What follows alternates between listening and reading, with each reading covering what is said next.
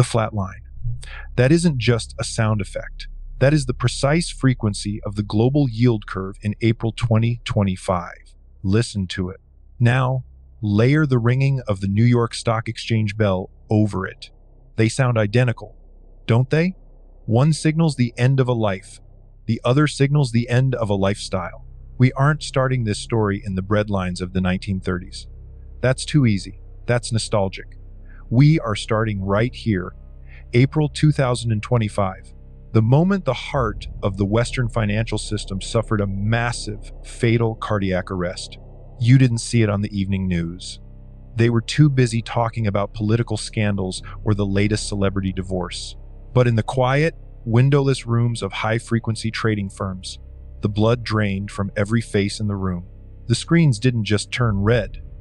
They froze. It's called a liquidity trap, a seizure in the plumbing of the global economy. The metric you need to know isn't the Dow Jones. It isn't the S&P 500. Those are vanity numbers. They are the makeup on a corpse.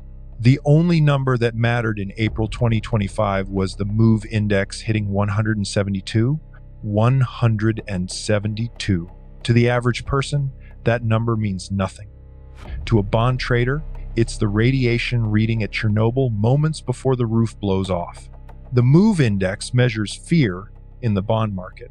When it hits 172, it means the U.S. Treasury market, the bedrock of all global collateral, the safest asset in human history, has become untradeable. It means that for a few terrifying hours, nobody wanted American debt. Not the Chinese, not the Japanese, not even the Federal Reserve could print fast enough to catch the falling knife. But this didn't happen by accident. This wasn't a black swan. This was a mathematically inevitable consequence of a lie told 8 months earlier. Rewind to August 2024.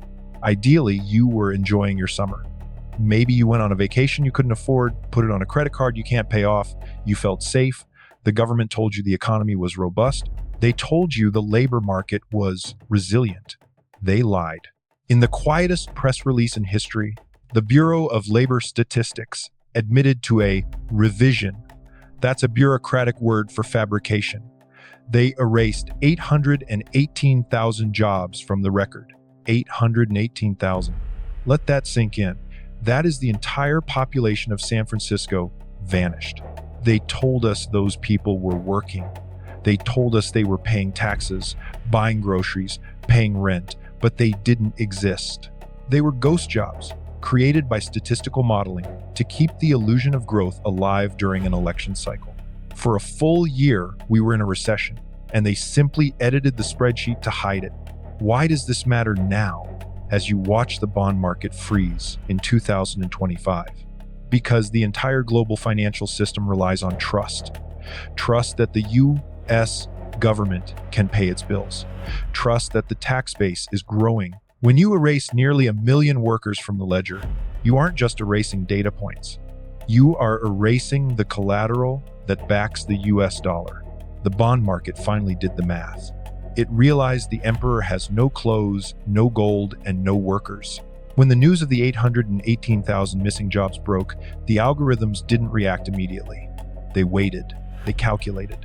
The leverage built up in the system, waiting for a trigger. And then, April 2025 arrived. The sheer weight of refinancing $35 trillion in debt, combined with the realization that the tax base was a hallucination, snapped the spine of the Treasury market. When the MOVE index spiked to 172, it wasn't a correction. It was the creditors coming to repossess the house. And you? You were probably at the grocery store when it happened. You didn't see a ticker tape. You just noticed that your credit card was declined. You tried another one. Declined. You looked around. The woman ahead of you? Declined. The man behind you is checking his banking app, tapping the screen frantically. Silence. That is the sound of the velocity of money hitting zero. The glitch in the matrix isn't that the system is broken. The glitch is that we believed it was working at all. 818,000 imaginary workers can't bail us out this time. The data is clear. The liquidity is gone. And the silence at the cash register is about to get very, very loud. But money is just paper. Debt is just a promise. The real panic begins when you realize that the things you need to survive, the things physically sitting on the shelves, aren't being replenished. The trucks have stopped. The ships are idling. And wait until you see what's happening to the coffee supply. Close your eyes. Listen. That isn't a siren. That is the scream of a steam whistle. São Paulo, 1931. The locomotive heaves forward, black smoke billowing from its stack, choking the sky with a thick, acrid smog. But take a breath. Smell it. That isn't the sulfur of coal. It's the smell of roasting beans. Burnt, charred, destroyed. The train isn't running on fossil fuels. It is running on coffee. You are witnessing the physical manifestation of economic insanity. In the history books, they call it the valorization program. In the streets, they called it the coffee Holocaust. Between 1931 and 1944, the Brazilian government incinerated 78 million sacks of coffee. 78 million. Enough to supply the entire world for 3 years. They didn't just burn it. That would have been too slow. They mixed the beans with tar to create makeshift bricks of fuel. They dumped thousands of tons into the Atlantic Ocean until the beaches of Rio turned brown and the fish floated to the surface, poisoned by the caffeine. Why? Because the system was drowning in abundance. The Great Depression had crushed global demand, but the trees didn't care about the stock market. They kept bloating with fruit. Prices collapsed. So, to save the price, they had to murder the supply. They destroyed the harvest to keep the illusion of value alive. Now, snap your fingers, open your eyes. Look at April 2025. The chart on the wall at the Commodities Exchange in Chicago looks eerily similar to 1931. A vertical line, a glitch. But this time, the mechanics are inverted. In 1931, men burned the coffee because there was too much of it. In 2025, the coffee is burning itself. We are not dealing with a surplus. We are dealing with an extinction event for your morning ritual. Look at the data from the Cerrado Mineiro region. It's the heartbeat of global Arabica production. It has stopped beating. Following the severe droughts of late 2024, the soil moisture levels didn't just drop, they evaporated. The temperatures on the farm floor hit 40 degrees Celsius. The flower buds that become the beans, they didn't bloom. They aborted. They turned black and fell off the branches before they ever had a chance to become a commodity. On January 2nd, 2025, the futures market opened at $3.21 per pound. That number might feel abstract to you. Let me translate it into the language of your grocery budget. That is a tax on your wakefulness. That is the moment where a basic staple of the working class becomes a luxury good for the aristocracy. And the scary part isn't the price. It's the empty silos. Reports from March 2025 show that Brazil's stockpiles are effectively depleted. The buffers are gone. We are running on fumes. Do you understand the difference between 1931 and today? In 1931, the collapse was engineered by bureaucrats trying to fight deflation. They had the goods. They just refused to sell them. It was a crisis of distribution. Today, the collapse is engineered by physics. It is a crisis of existence. We built a global economic system predicated on the assumption that nature is a vending machine that never runs out of stock. We leveraged our debt against future harvests that simply will not happen. The trucks are stopping, not because of a strike, but because there inevitably comes a point where the cost of the fuel to move the product exceeds the value of the product itself. Think about the locomotive again. In 1931, they shoveled coffee into the furnace to keep the train moving. It was a desperate act of cannibalism. The economy was eating itself to stay warm. In 2025, we are doing the same thing, But the fuel isn't coffee beans. It's the currency in your pocket. Every time the Federal Reserve prints money to subsidize a supply chain that has physically broken, they are tossing your purchasing power into the furnace.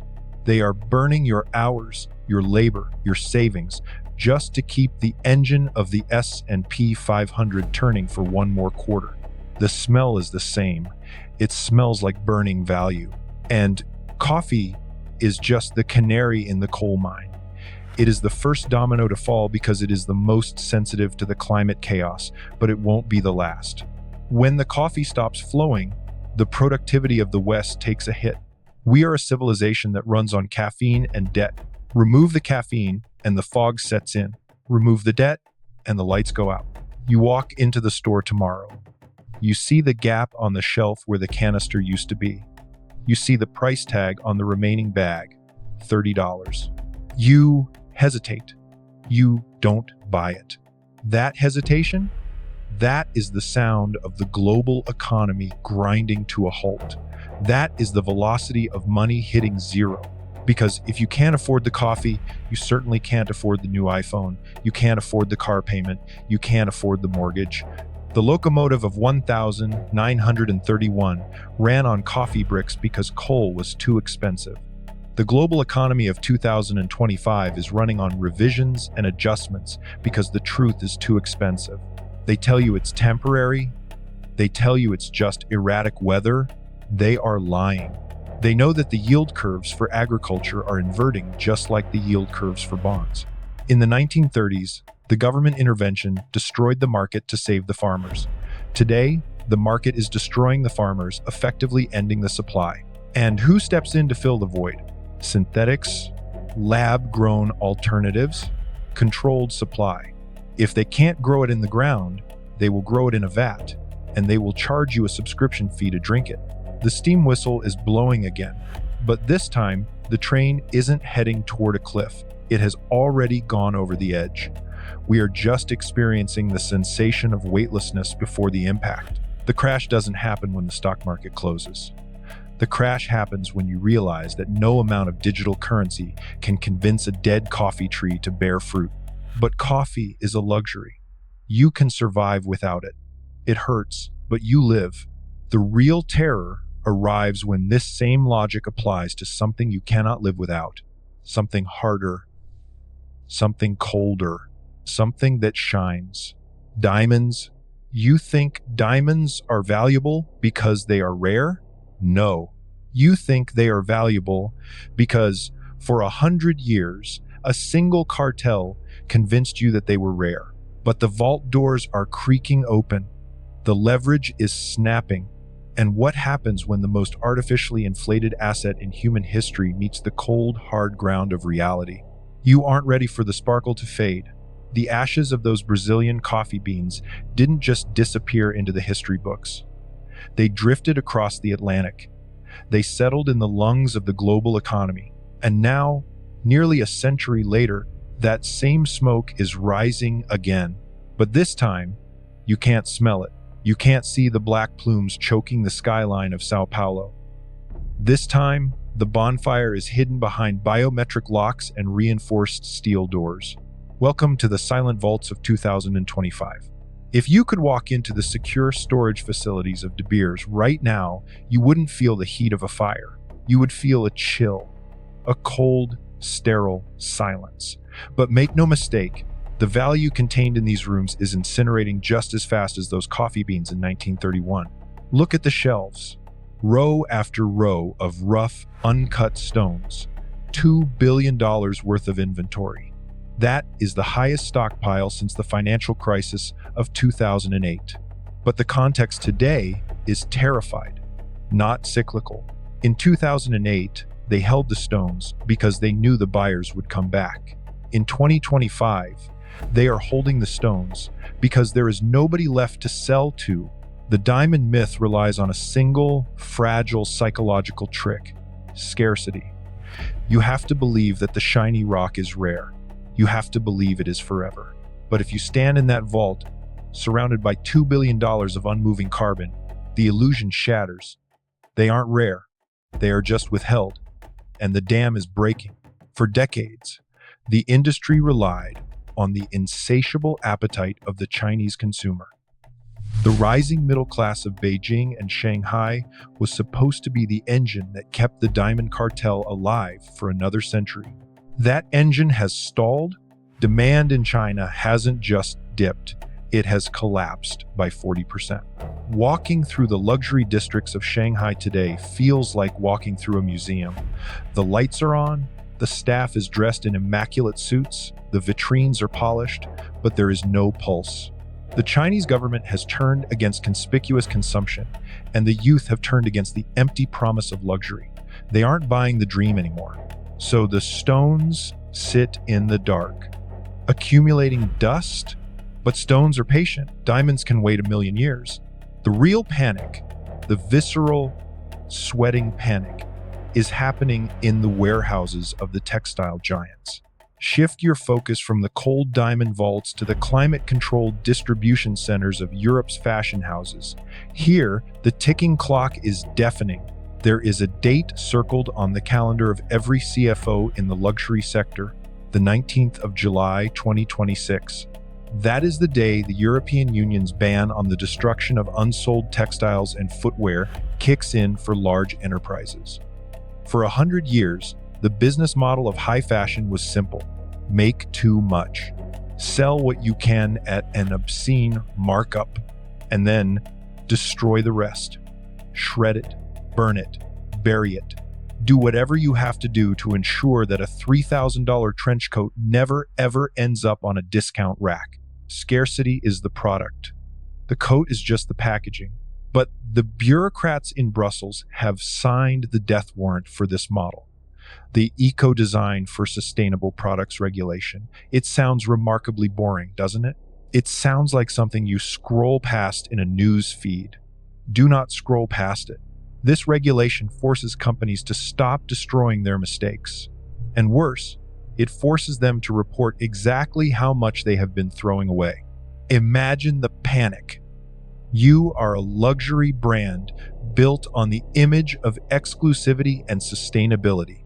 Suddenly, you face a future where you cannot burn your unsold inventory, and you cannot sell it cheaply without destroying your brand equity.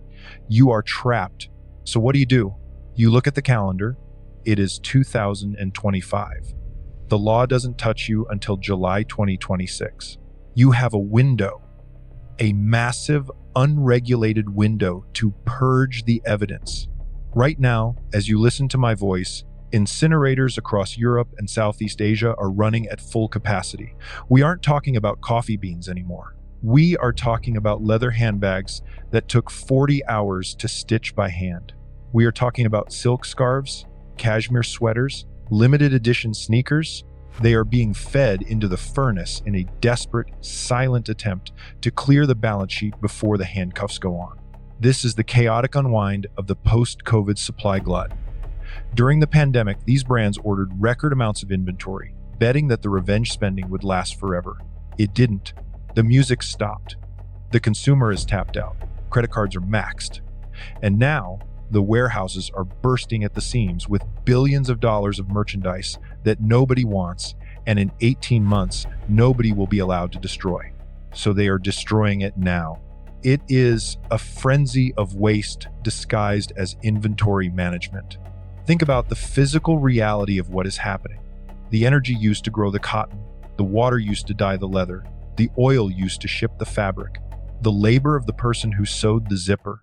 All of that human effort, all of those resources, traveled around the world just to be set on fire in a backlot because a spreadsheet said it was cheaper than lowering the price. This creates a terrifying deflationary pressure that the central banks can't see yet. We look at the sticker price in the store and think inflation is sticky. But behind the scenes, the value of goods is hitting zero. When coffee was burned in 1931, it was a tragedy of hunger. The people were starving while the crops were destroyed.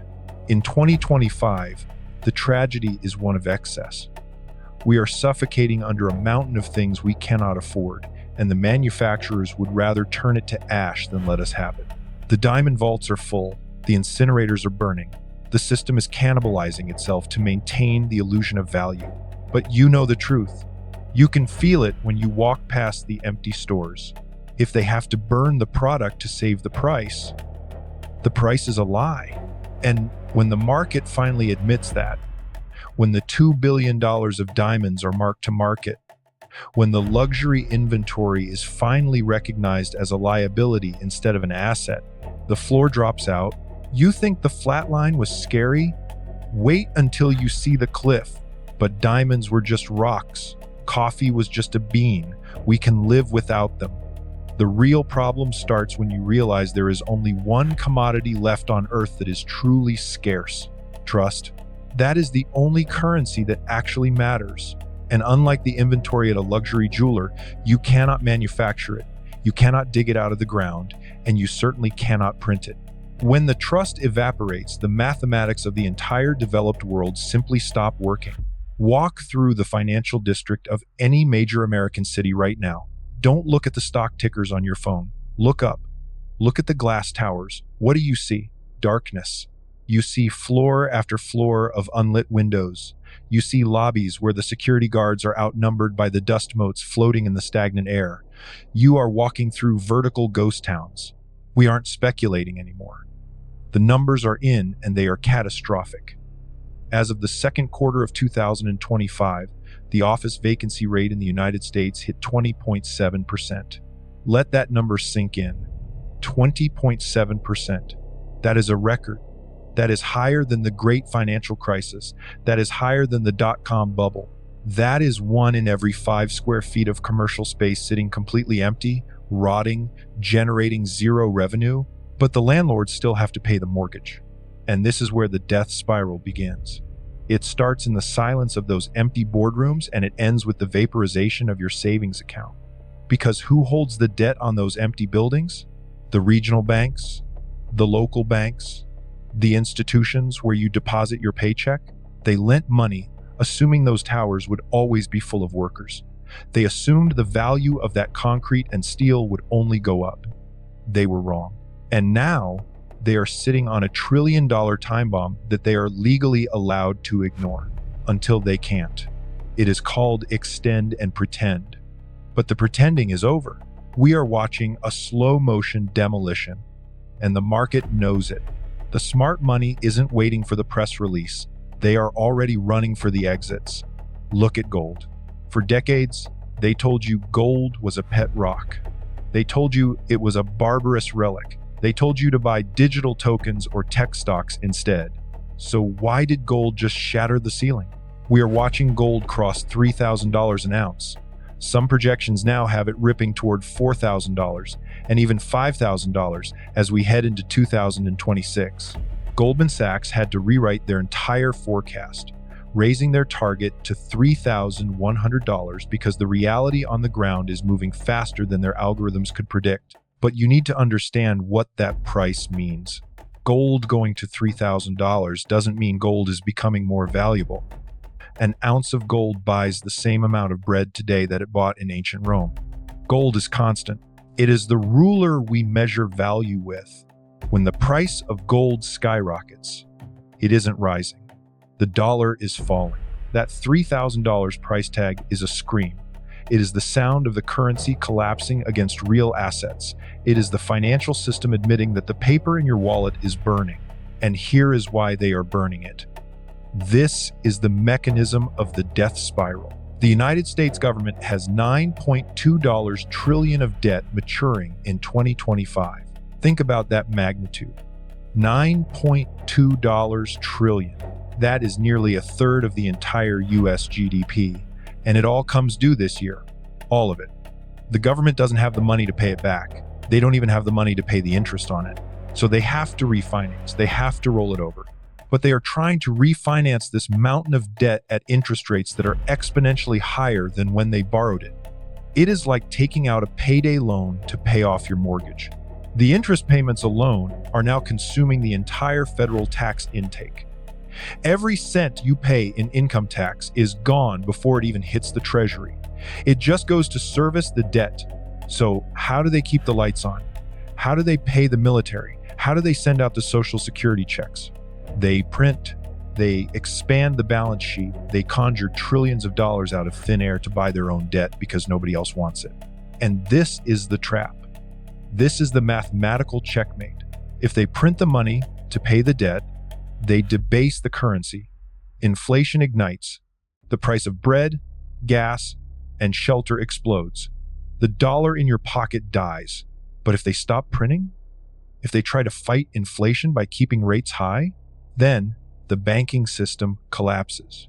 Those commercial real estate loans we talked about, they explode. The government can't refinance the $9.2 trillion. The treasury market freezes. The system seizes up. They have to choose between hyperinflation or a total deflationary depression. There is no third option. There is no soft landing. That was a fairy tale told to children to keep them from pulling their money out of the bank. And judging by the charts, they have made their choice. They are going to print. They are going to sacrifice the value of the currency to save the bond market. They are going to burn the dollar to keep the government solvent for just a few more months. That is why gold is at $3,000. It is the market pricing in the death of the sovereign debt bubble. It is a feedback loop from hell. They print money to pay the debt. The printing causes inflation. The inflation pushes interest rates higher. The higher rates make the debt more expensive. So they have to print even more money to pay the new, higher interest. Round and round it goes, faster and faster. You can feel the vibration of it in the economy right now. It's that subtle shaking you feel when you look at your grocery bill. It's the tremor you feel when you see your insurance premiums double. That isn't corporate greed. That is the currency losing its structural integrity. The soft landing narrative was dependent on one thing: trust. Trust that the Fed had a plan. Trust that the government could manage its books. Trust that the buildings downtown had value. But the buildings are empty. The books are cooked, and the plan was a lie. We are now witnessing the pivot from a crisis of liquidity to a crisis of solvency. A liquidity crisis is when you have money but you can't get to it fast enough. A solvency crisis is when you realize the money isn't there at all. The 20.7% vacancy rate is just the first domino. It knocks over the regional banks. The regional banks knock over the small businesses. The small businesses stop hiring. The tax revenue falls even further. The deficit grows even wider. And the printer spins even faster. The spiral tightens. You thought the flat line in the yield curve was cold? You thought the burning of the coffee fields was tragic? Those were just symptoms. This is the disease. We are watching the mathematical end of a fiat currency regime. It happens slowly, and then it happens all at once. We are currently in the all-at-once phase. And the most terrifying part isn't the inflation. It isn't the empty office towers. It isn't even the gold price. It's the fact that the people in charge, the people standing behind the podiums in expensive suits, they know exactly what comes next. They have seen the same spreadsheets I have. They have seen the $9.2 trillion wall. They aren't trying to fix it anymore. They are just trying to make sure they own the hard assets before the music stops completely. They are buying the gold, they are buying the farmland, they are buying the bunkers, and they are leaving you with the paper. The exit strategy has already been activated, but it wasn't designed for you. Listen, not to the noise of the ticker tape, not to the yelling of the pundits. Listen to this.